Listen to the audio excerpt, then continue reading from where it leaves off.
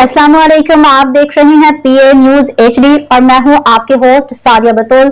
शामिल करते हैं आज की अहम खबर शामिल करते हैं चौधरी तारिक से।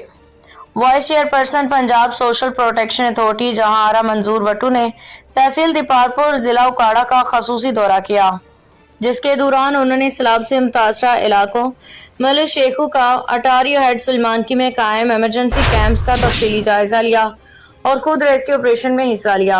इस मौका पे वाइस चेयरपर्सन ने मुतासरा खानदानों को महफूज मकामात तक मुंतकिल करने में अमली किरदार अदा किया। उनके हमरा मुआज़्ज़िज़ीन इलाका और मुकामी इंतजामिया के नुमाइंदे भी मौजूद थे।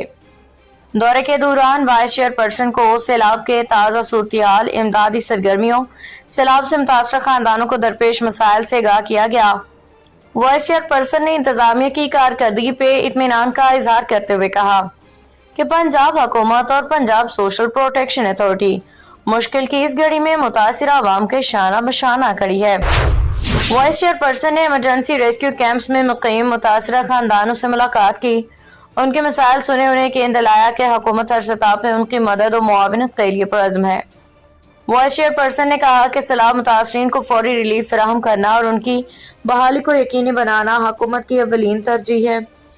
वाइस चेयरपर्सन ने मजीद कहा कि यह वक्त हौसले और यकजहती का है, हमें सबको मिलकर मुतासरा भाइयों बहनों का सहारा बनना होगा।